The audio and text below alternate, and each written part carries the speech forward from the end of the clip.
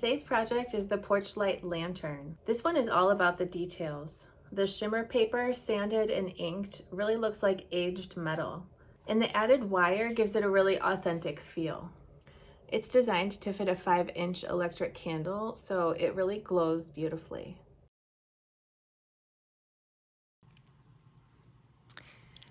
Here I have all of my pieces for my lantern.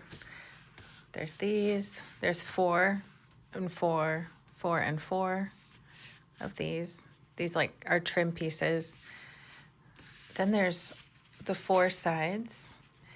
And as you can see, they are numbered. So here's a 1. Here's 2. And 3. It's got the bottom attached. And 4. I've got 4 pieces of vellum here with some holes, little notch at the top there, and then some tools over here. I've got my wire that I'm going to be using, which is 20 gauge, and it's labeled as copper, even though it's like the actual color is like a silver color. But 20 gauge is going to look good and be easy enough to work with. I've got some wire cutters, my glue, my ink pad that has the black ink in it. I'm going to be using some black ink after I sand some of the parts. So you could use just a little piece of regular sandpaper. I have these crafting sanding blocks. This one holds sandpaper, but it's gotten ripped over the years. I also have this sanding block. So something like that is handy, or just a little square of sandpaper will be good. First, I'm going to move some of these pieces out of the way and just going to focus here on the sides and these trim pieces. So I have them lined up like this. These are all the same except for this one, which has obviously this cutout in it. And then these are all the same. And since the lantern itself is kind of shaped like this, it's wider at the top than it is at the bottom. So we know that the larger of these will be at the top, these will be at the bottom. So I'm just kind of talking about where these are going to go on here. So if this being one of the sides, I'm going to do this so that we can see exactly where the side is. So all 4 of the sides essentially are this shape. And these will be going here. And these are a little bit narrower, and they will be going at the bottom.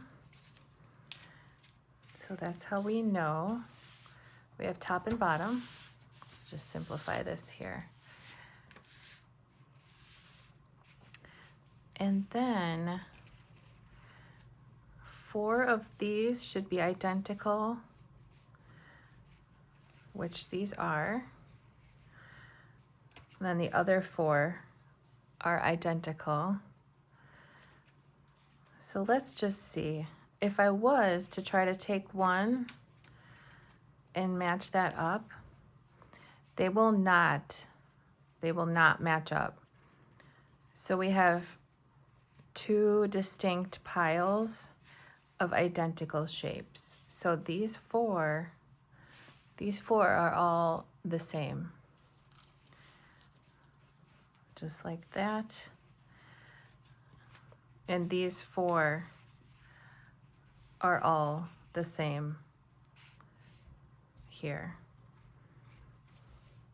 So let's see if this actually lines up here I'm going to line up this hole and this hole.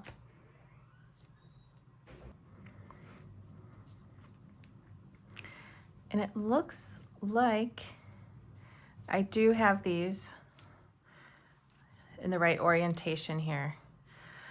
So let's just say that I was trying to see if this fit. I would line up this hole and that hole. And then this is kind of too high and this is kind of too low. If you're lined up and this point is like touching the fold like that, that is not correct. That means that this should be going over here. And if you line that up here and here, then it's much better. Okay. So now that we know for sure that these panels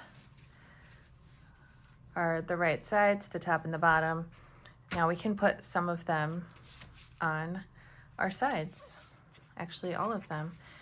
So here's side 4, here's side 3,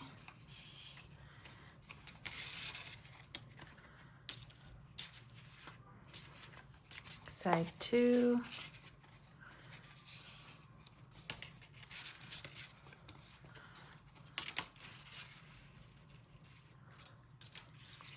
and side 1, which has the top attached to it.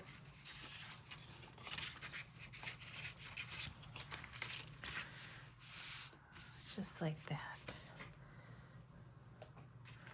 Okay, so I'm going to start by just gluing a set of these on here. The only difference is on side number 3, it's got this cutout on the bottom, which corresponds to one of these cutouts. So pretty easy peasy, pretty lemon squeezy.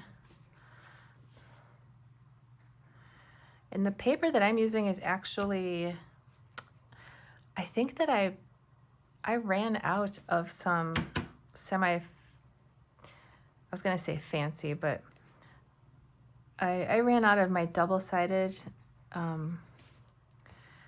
pearlescent silver paper, and I was able to find this at Michael's, but it's not double-sided, which is fine. It's just kind of, it's good to know they had some good paper. Okay. It doesn't matter what order you glue these on. I just had to pause and unclog my glue.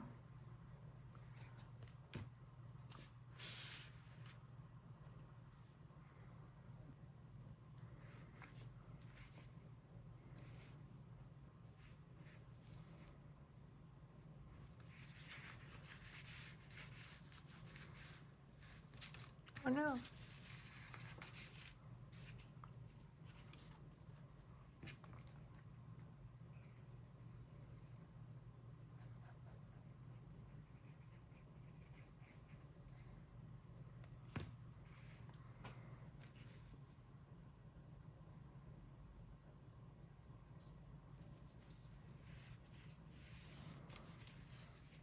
And these actually meet up with each other, edge to edge.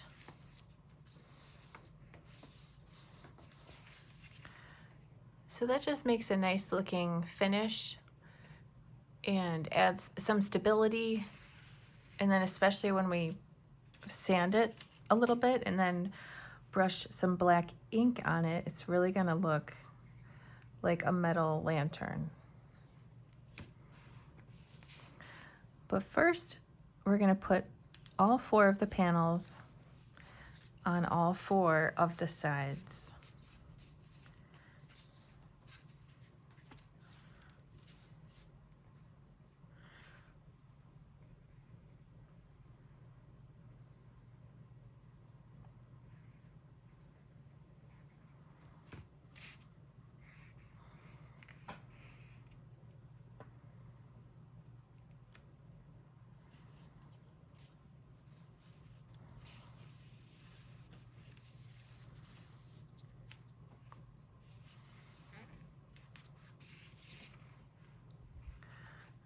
Okay, so we can just do the same thing on 2, 3, and 4, which I will show. I used to skip over stuff like that, but I guess I'm gonna show it because, I don't know, why not? I did used to skip over too many details. Now maybe I'm showing too many details, but then we can craft along together and you don't have to try to pause.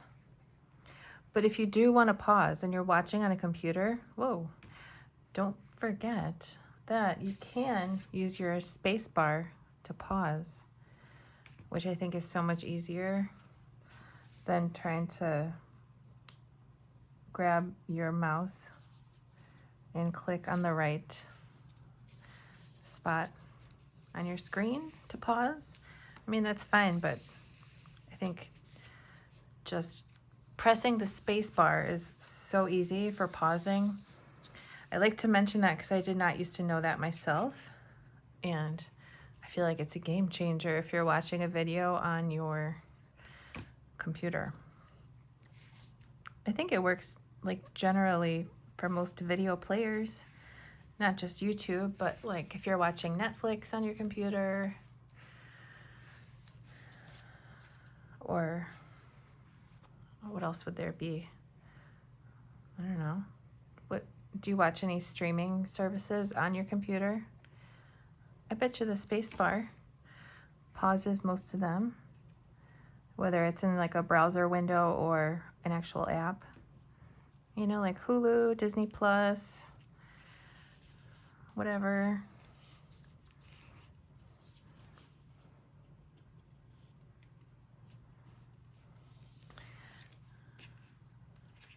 I am a streaming person.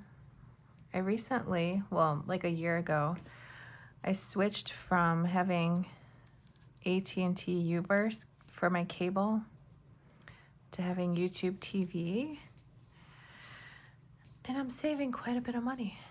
It's excellent, and I have all the same channels. I thought that sounded too good to be true, but my friend kept telling me that it was pretty much the same thing with all the same channels and the guide and the DVR and everything with YouTube TV, and it's like $100 a month for the YouTube TV, which is less than half of what I was paying for AT&T Uverse cable, which required like a cable box and everything. The YouTube TV is, you just have to have like a TV that can connect to the internet. And I don't even think my big screen TV in my living room it's running on Wi-Fi, and YouTube TV still works really well on it. So I don't honestly watch that much TV. If I'm gonna turn something on, it's usually actually on YouTube. Or if I'm gonna watch YouTube TV, it's generally like the History Channel or the Smithsonian Channel or something. I'm not really a sports watcher or a news. I used to watch some news, but I've been taking kind of a break for several months now. It's kind of nice.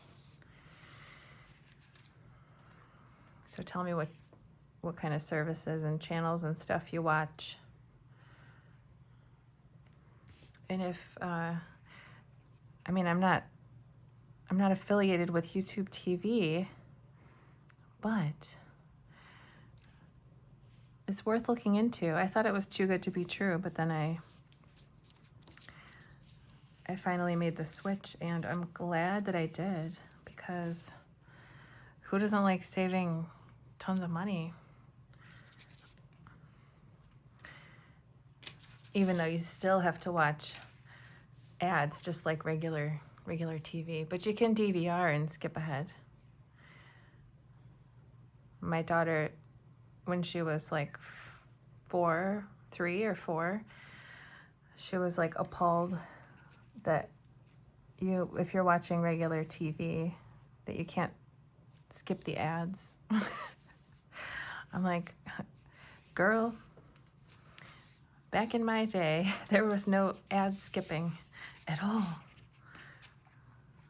Unless you recorded something to a VHS tape, and then you could fast forward the tape. But that's funny how times change and kids don't even know what it was like before we could skip ads.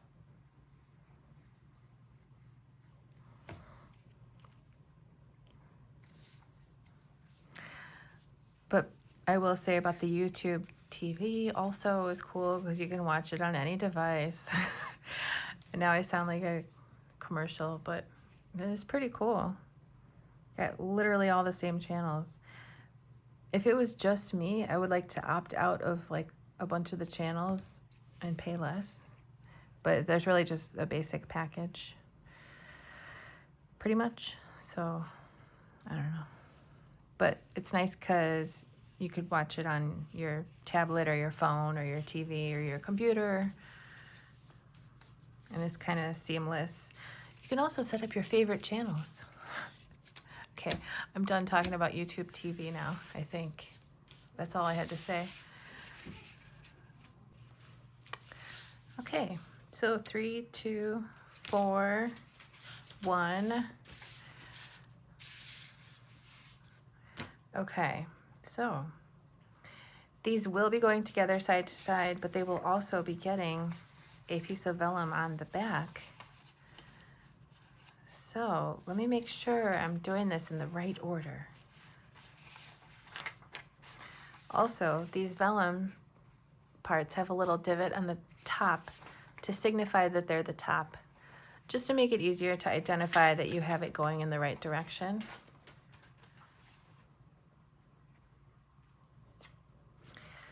Okay, let's actually start with piece number 3.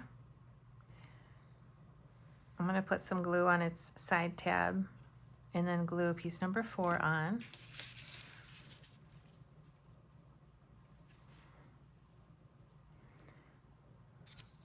So of course you want to line it up really nicely as best you can, which will be perfectly good enough.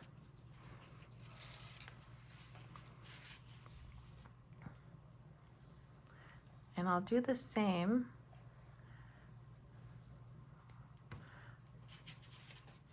with this.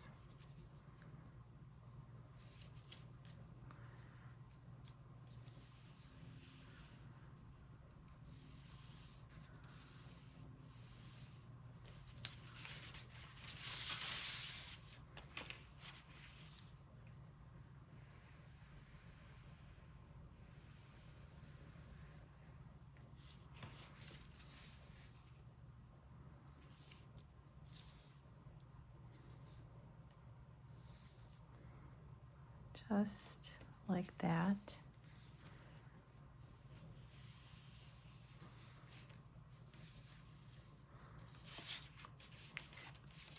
And then I'm going to flip it over. And in my experience, the vellum, it doesn't matter which way it's going, and it is a symmetrical shape, except for that, which is not important. So what I'm saying is, as long as that little divot's at the top, you could go this way or this way. And I was just picturing this with orange vellum and like a black, actually black lantern. That would be so cool for Halloween. I hope I get to see some holiday themed lanterns, because this would be fun to make with a Christmas theme, Halloween, whatever. I'm sure you've already thought of those ideas. So as long as these holes are generally lined up pretty well, that's all that matters, and it's flat.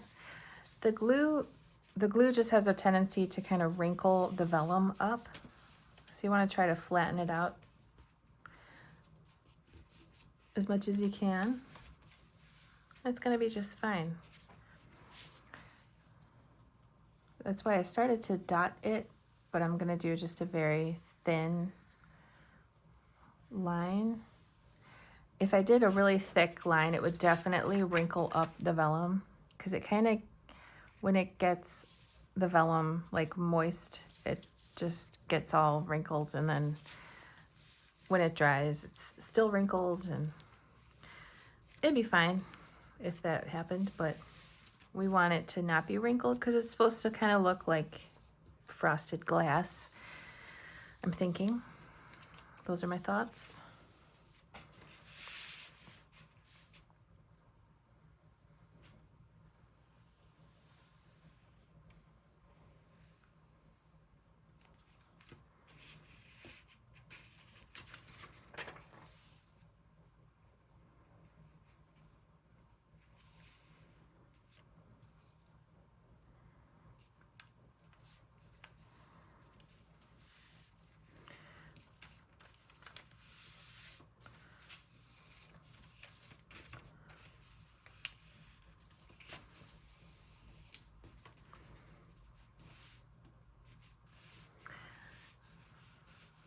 You know, I'm starting to think, should I have sanded and inked this before I did the vellum?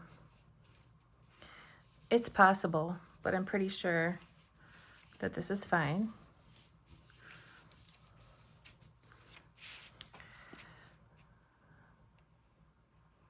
We'll just be careful not to get ink on the vellum.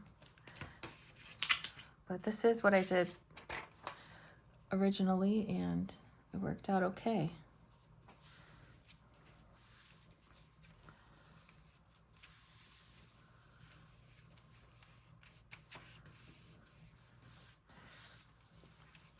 So comment if you've made something illuminated before with your cutting machine in your own two hands.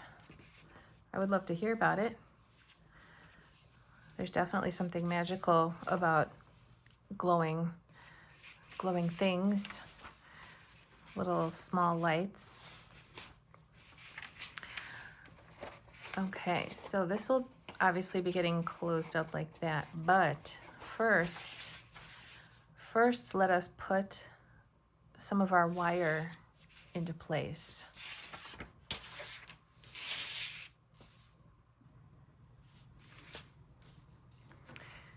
I just realized that I forgot to mention another optional but handy tool to have for today's project is a pair of needle nose pliers. I was able to create my original lantern. I did this before and I didn't use these. I just bent the wire with my fingers and it was fine. So that's fine too, but if you have these and you want to grab them, you can go for it. So I'm going to pre-cut segments of wire, and I'm going to kind of straighten it out a little bit, but it doesn't need to be perfect. I think if it actually has a little bit of irregularity to it, I think it's kind of charming. And I'm not just saying that. So you can kind of see, I want there to be about 1/4 of an inch or so extra past the hole. So I'm just going to eyeball it. And I'm going to say that cutting the wire, this is a good amount because we're just going to bend it over on the inside. And then cutting it right here is great too.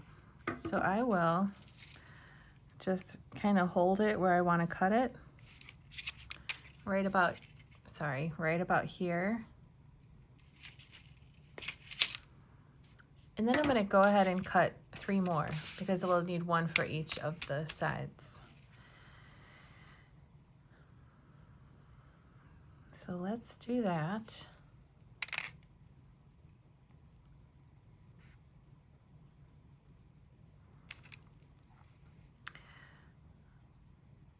So sure, I could measure it, but I think in this case, just like eyeballing it feels easier to me.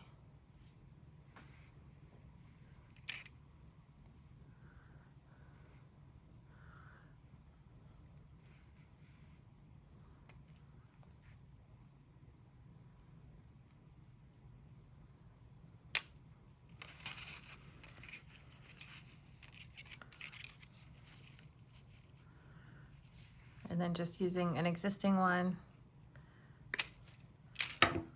to cut the others also feels pretty easy to me.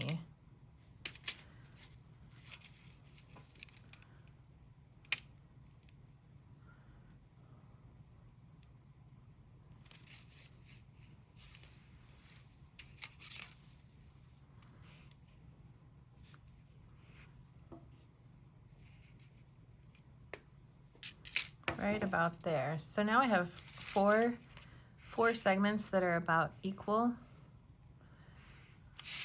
Let's put the first one in.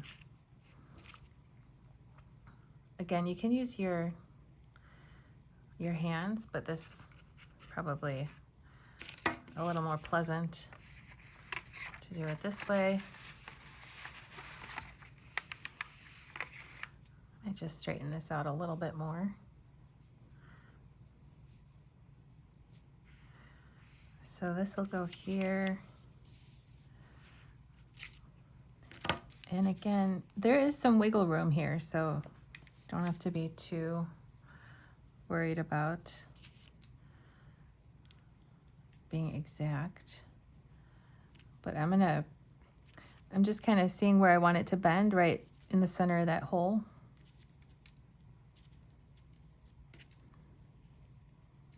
Let's see.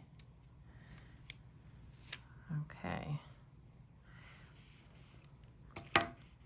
And if they could both be going in the same direction, that's kind of helpful, but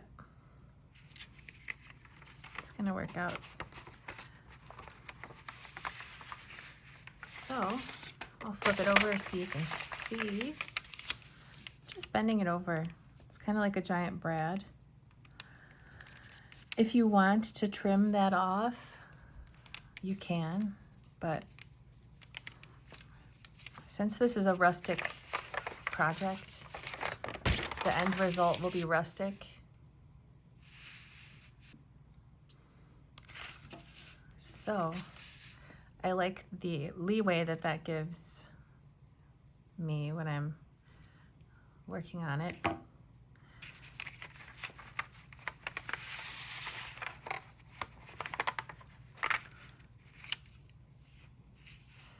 So there's more than one way to kind of see what you're doing here. Now I'm lining up this corner with the hole and then just eyeballing where I want this to bend.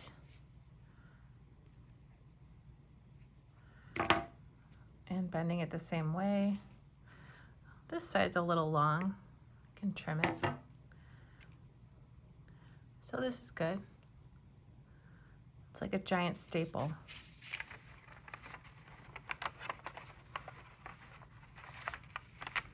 So I could just fold it over like this and pinch it. That works. I could flip it over so that you can see better in this video. And I'm just folding it over. Easy peasy and satisfying. It's satisfying to fold that over, for me anyway. I don't know, it's one of those processes. I guess like using a brad, perhaps.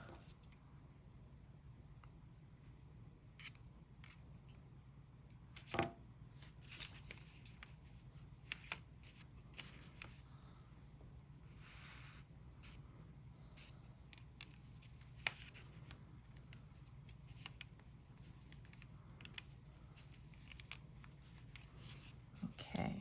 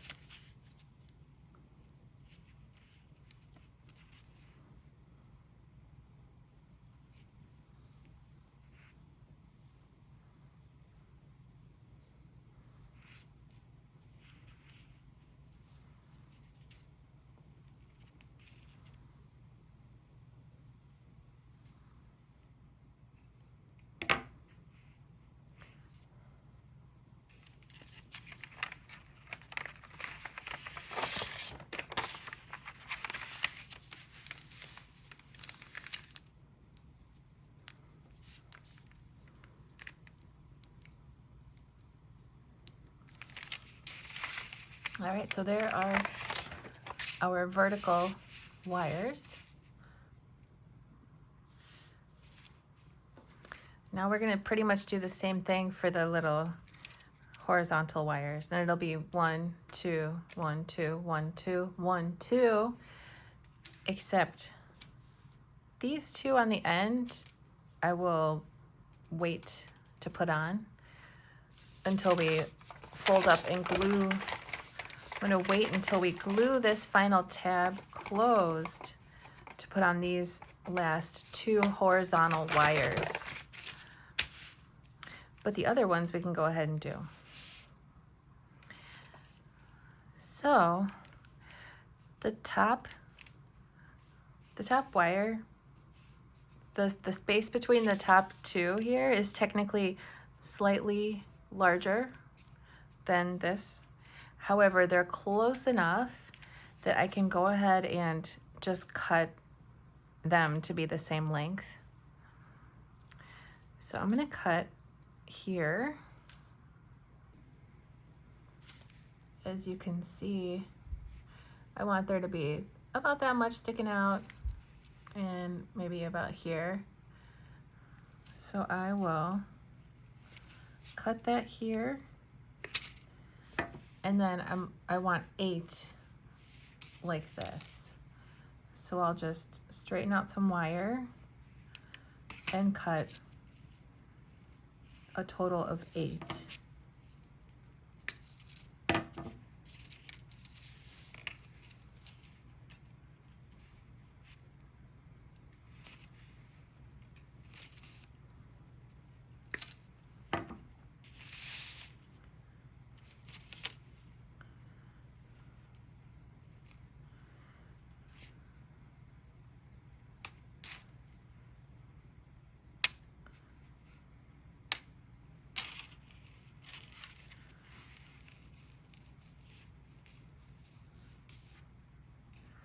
And if they're approximately the same size, that's perfect. Don't stress. No stressing.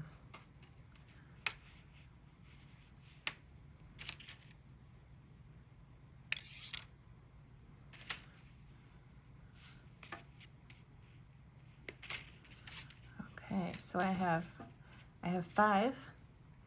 Just need 3 more.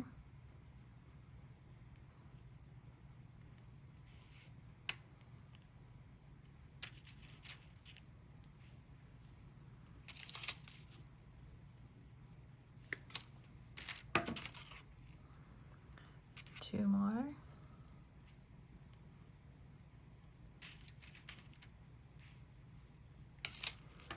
Gosh, this would be pretty in gold for Christmas with some greenery or a poinsettia and stuff. I'm sure some of you have already thought of that. Maybe with some snowflake patterned vellum. Instead of the vellum, you could even use like acetate, because it looks pretty nice from on the inside, I would say. I don't know. We'll have to experiment with that. But I've seen some cool like printed acetate, printed vellum. That could be a fun experimentation kind of a thing. Okay, so I'm just gonna do the same thing on these first 3, like I said. And I mean, I could technically, if I was being really, really precise, I could bend one. I could bend one and then kind of copy it for the other top ones, but I'm a little afraid that if it's just off by a little bit and then it's off again and again and again, by the time you get to the 3rd or 4th one, it might be like 2 off. So I think it's a good idea to just individually just do it this way.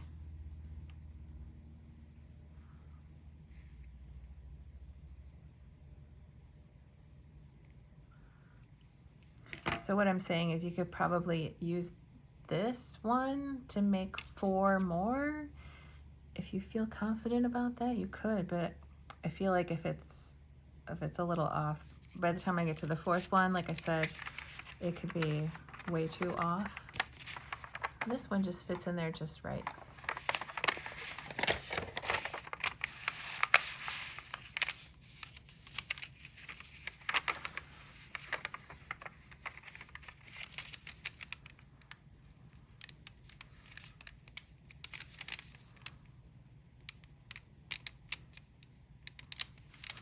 Okay.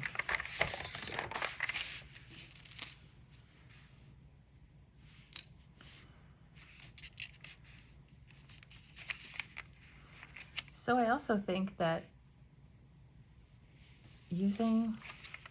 I think that distressing it after we do all these steps is a pretty good idea, because then it looks like worn in a realistic way.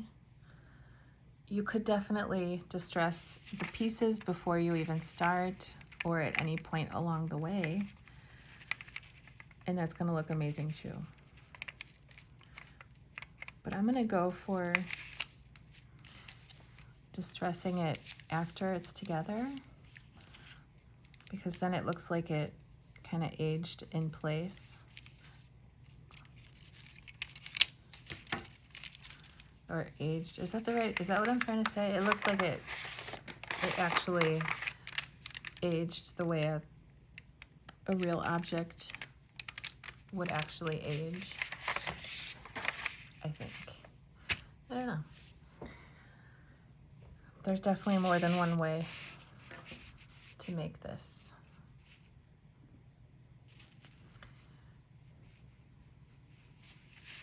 So if you would like to go ahead and do the same thing here for this, this, this, and this, so just do 4 more and then we'll catch up together. If you need to pause, you can use the space bar. I'm going to go ahead and just get those done. Okay, I lied, I'm back already. You know what, I just went ahead and bent one side of each of these. And here I am.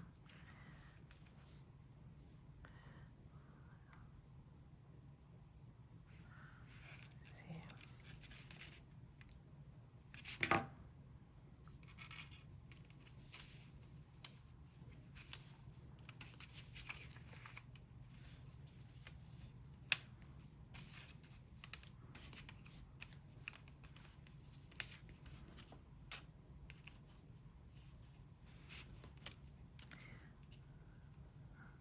Like, is there a method that makes the most sense, like on camera and in real life?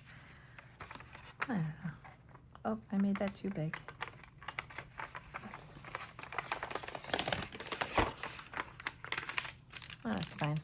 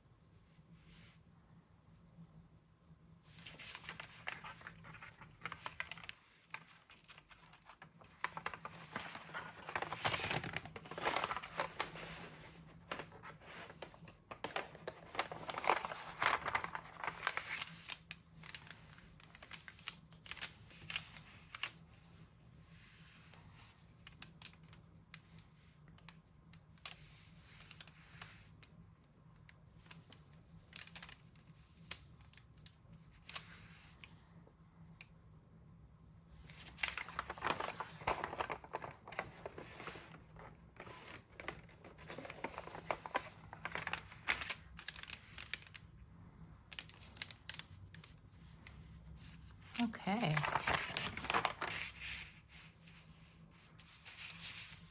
Now before we close this up, Since we've got it flat, let's go ahead and put the top together, which is, out of these two pieces, the one with the holes in it is the top.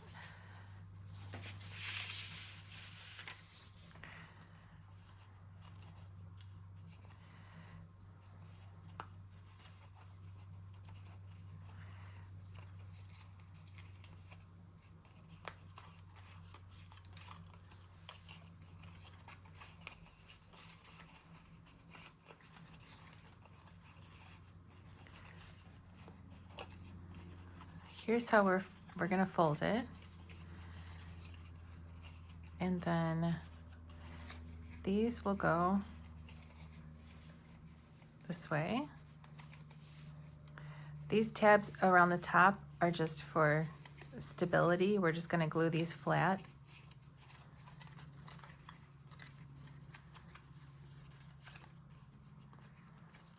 So while this is still flat, I'm going to take this opportunity to use my bone folder. If you have one, great. If not, that's okay. But we want to get a nice sharp crease on the tabs on the inside here, just to make it easier for ourselves to glue them down. Let's go ahead and do that.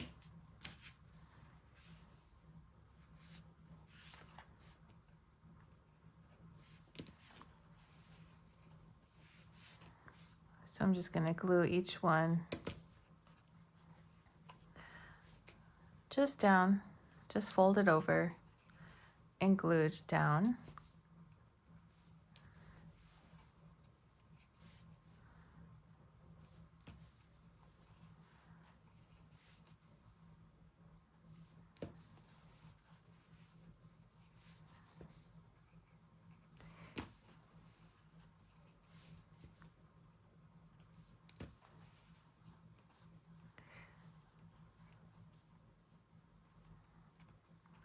And then each of the outer tabs will get folded this way.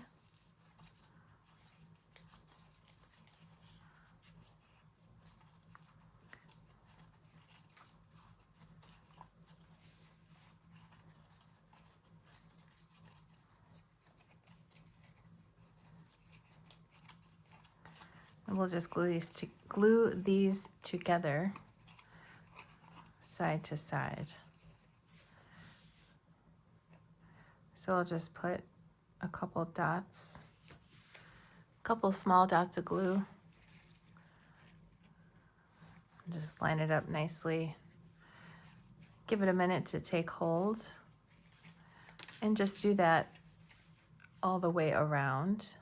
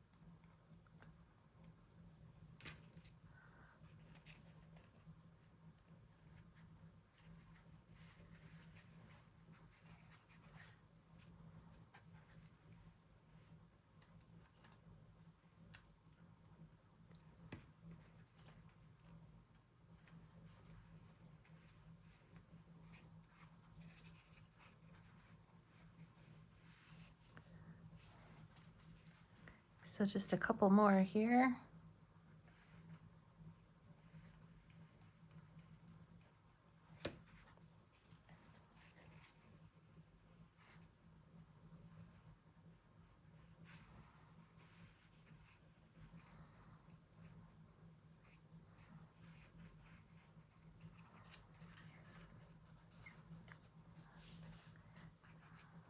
And the final tab.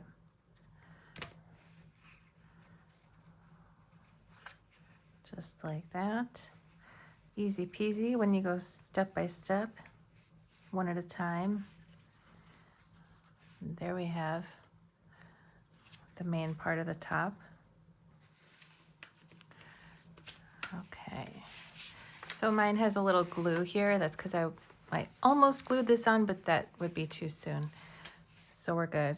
I'm also gonna wait to glue this on because when we glue these tabs down, I think it'll be best if this is just, does not have this on here. This would complicate things right now, so we'll just leave that for now. Now let's take a look at the bottom here. This is gonna go like this.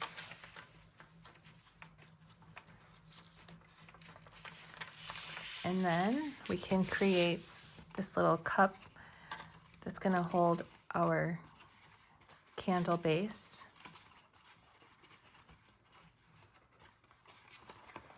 So the idea with this, the way that the bottom is structured here, is that it holds your candle upright and makes it not tip over for safety.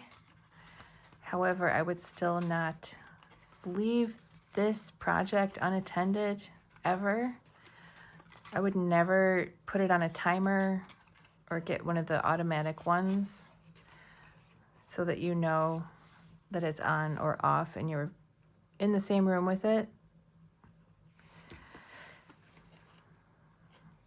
I hesitate to even design a project with an electric candle inside just for the safety factor.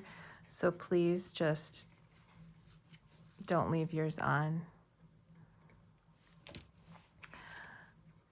An even better solution would probably be the LED fairy lights. I think they would illuminate it just as nicely and possibly be a little safer, but I would just never leave an illuminated paper project unattended ever, just like a candle.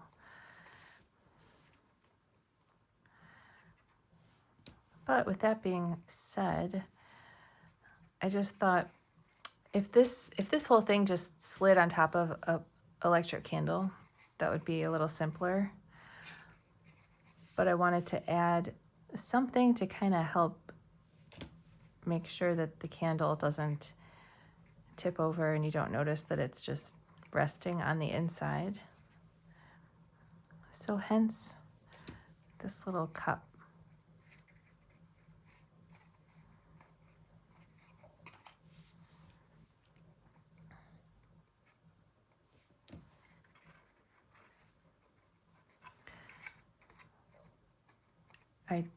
I do believe I'm going to hot glue the candle inside the bottom too. So if you want to go ahead and plug in your hot glue gun, if you want to do the same thing, might as well get it warming up.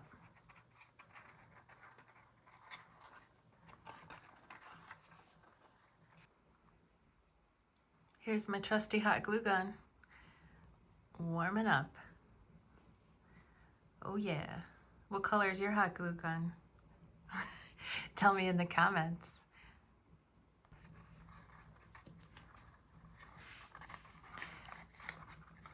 Next, these will all get folded over and glued down.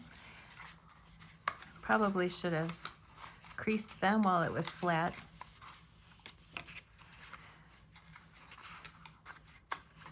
Creasing optional.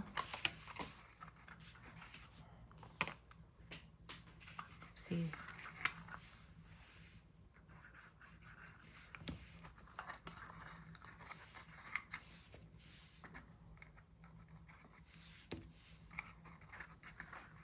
So I'm just going to glue all of those down. Just fold it over.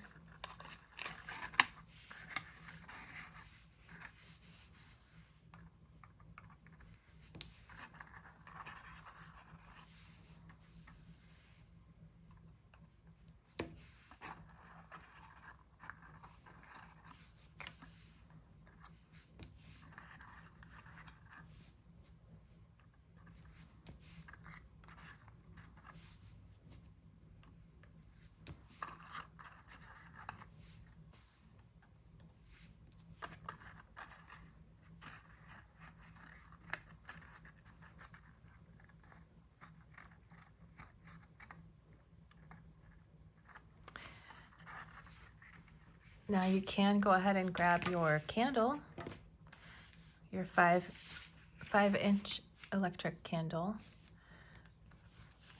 which I linked in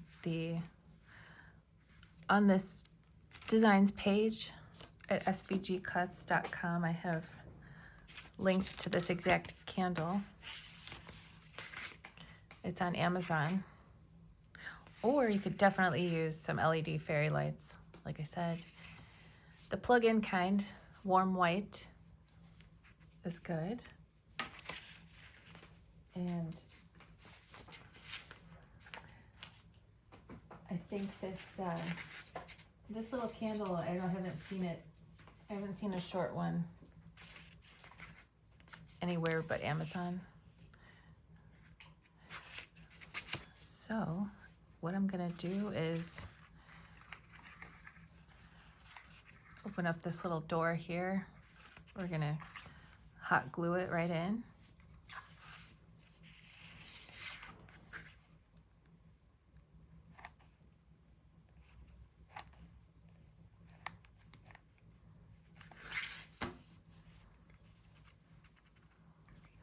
We'll just center it more or less with the cord coming out the back there.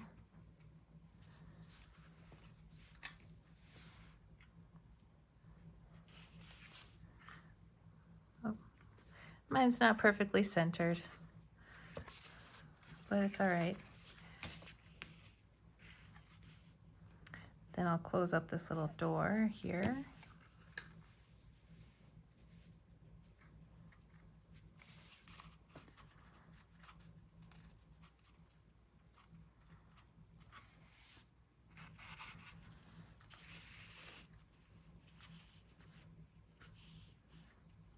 Just like that.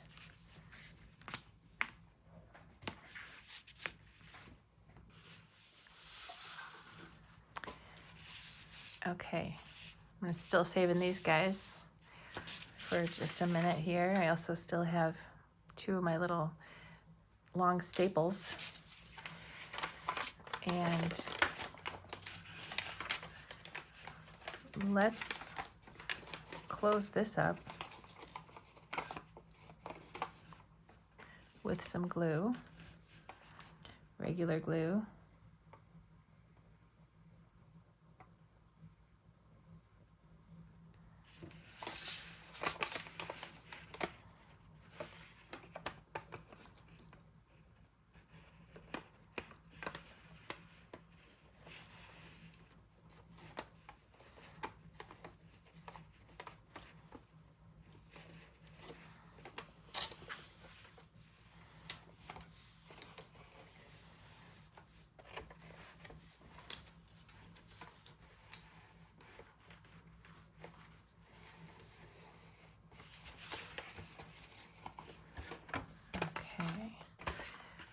Now I'm going to insert my final wire parts here.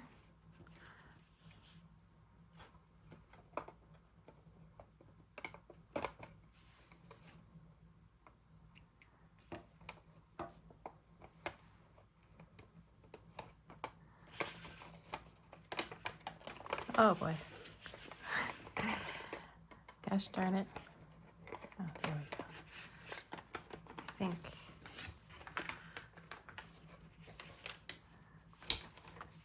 this isn't the most camera-friendly step. It's a little hard to show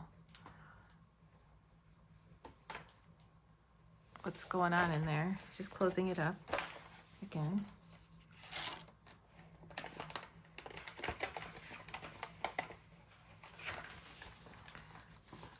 Okay. It's mysterious because you can't see, but I'm just closing it up on the inside, as we've done with the others.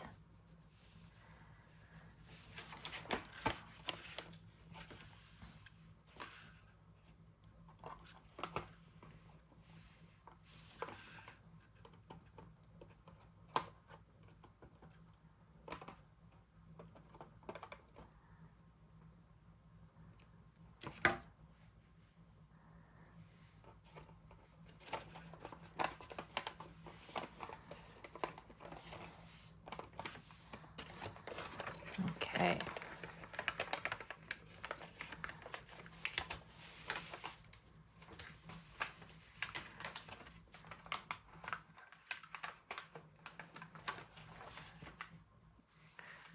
Okay.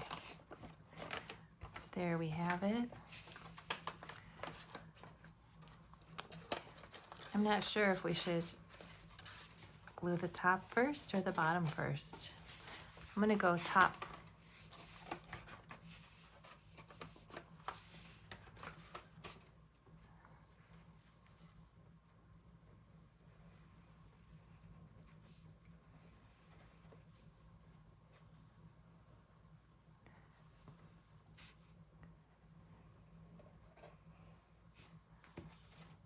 So we can line this up as nicely as possible. But these edges will be hidden, so go easy on yourself. Just do your best.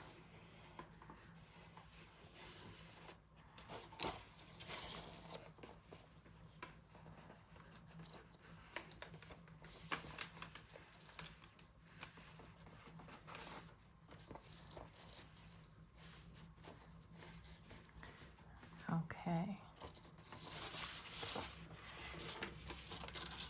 There's that. And next, let's glue this on.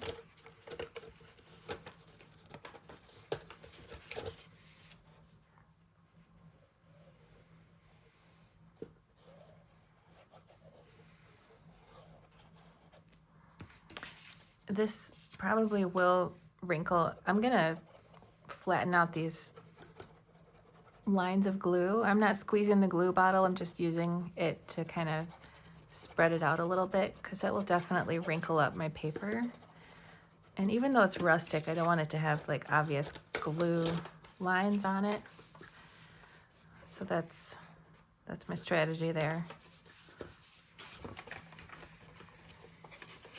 I think I'm gonna set this maybe at the edge of my table so I can press down from the inside.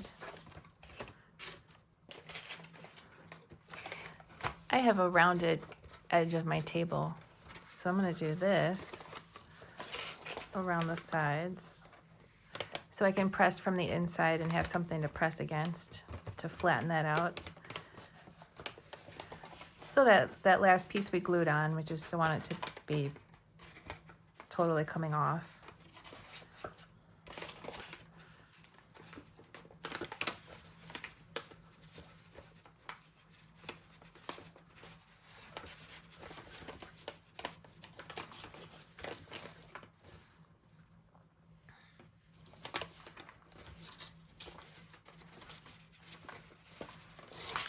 Okay, now we can go ahead and glue this on.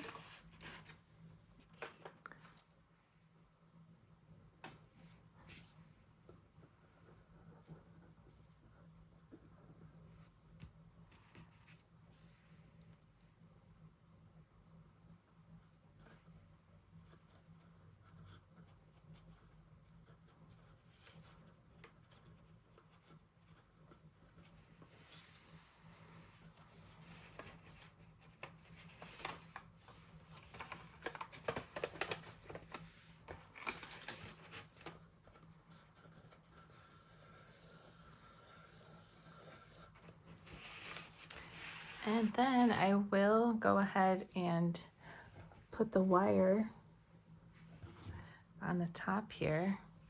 Just gonna take about this much.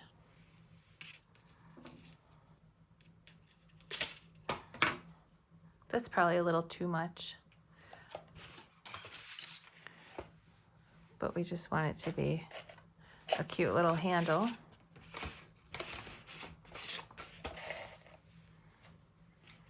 So I'll just do this.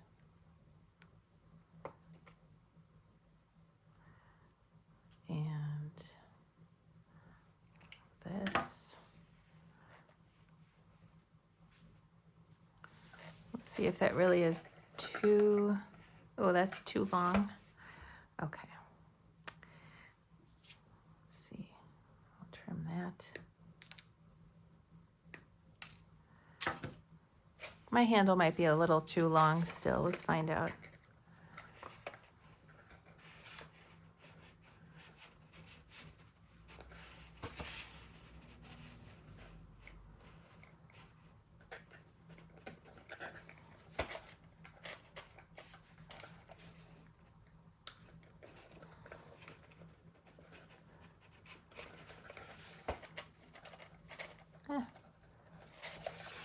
That kind of works. It's kind of a little long.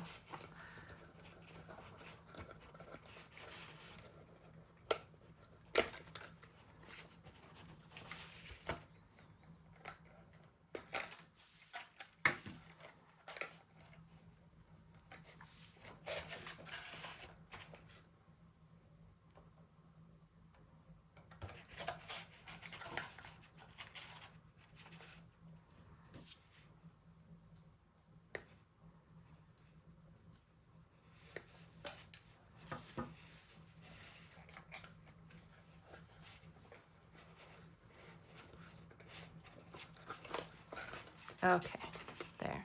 Now it's not flopping around. I think that's a good length. Okay, this is looking really cool. And these tabs here that are sticking up are just kind of like support tabs. And we're gonna glue the bottom down using these sides here.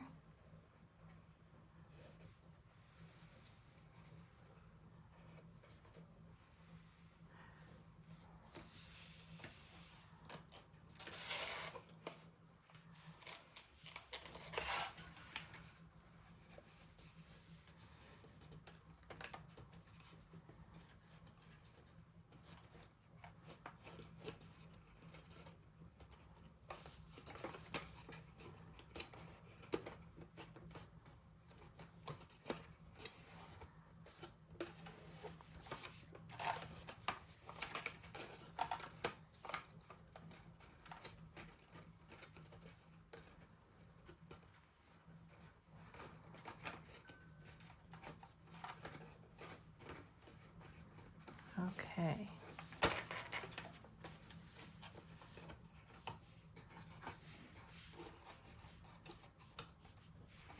So that's it for the bottom. It's just gonna slide right over our candle here.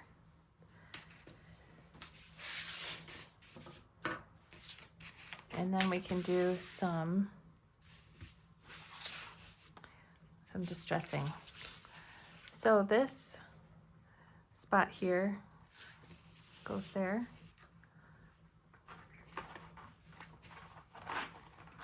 So it just slides right over and it sits there, and the candle has a pretty hard time flipping over. And then if you need to access it again to change the bulb, you're able to still pull it out and do that. Oops. So just, well, it's easier if it's sitting on a flat surface, and you just slide it right over. So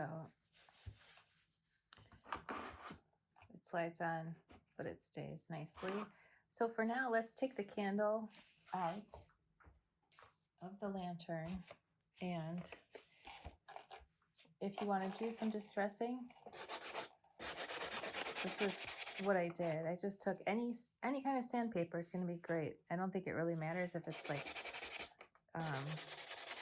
fine grit or not.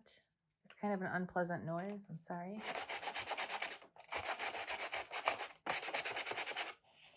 So I'm really just like randomly scratching it up.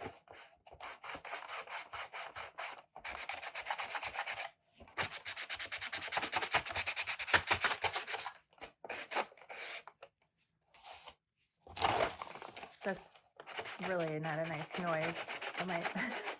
I'm so sorry. So then after you get it scratched up a little bit, And take some black ink. These are my color petal ink pads that I've been getting from Amazon. They're linked on this designs page on my site too. And I'm trying to not really get the ink on the vellum,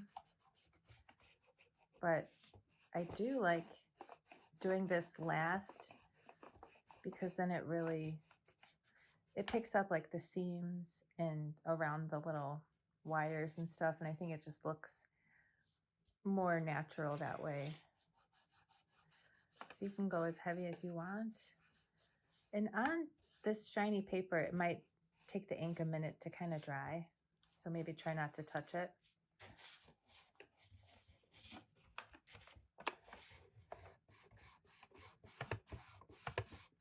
And just like this.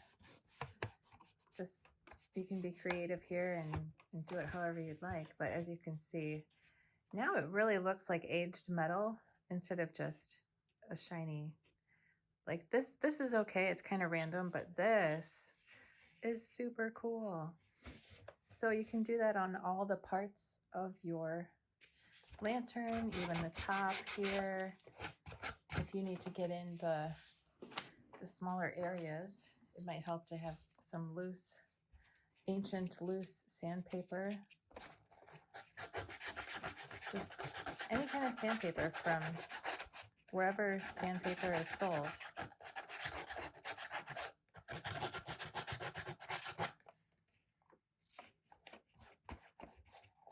And just get up in there with your ink pad and go to town. I think the more random, the better.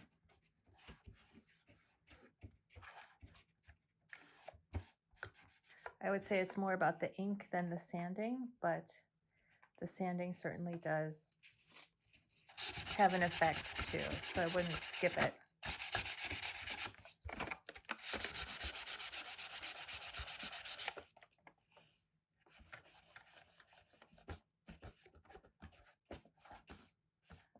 You can go heavier on the edges.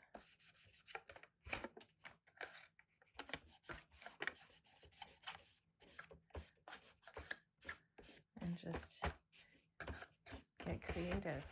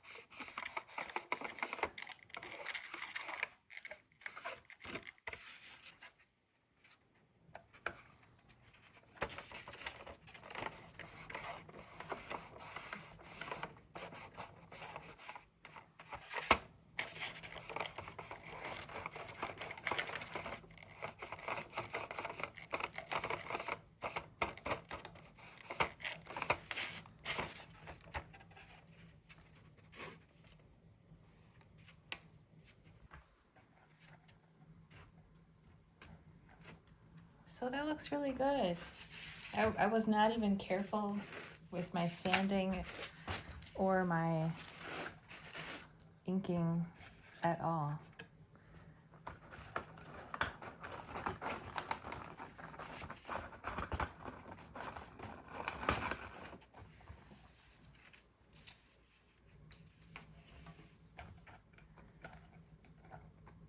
Love that. So there we have it. The Porchlight Lantern. I'm just doing a little wiggling to get it on there. There we go.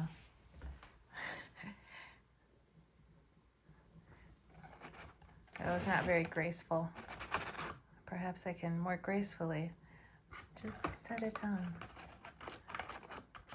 See how easily it just, there we go. So effortless.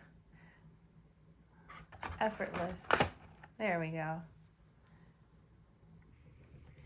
Thanks so much for following along with me. I hope your lantern brings a warm, cozy glow to your home. Be sure and share a photo of yours lit up. I would love to see it in action. Thanks for watching. I'll catch you next time, and happy crafting.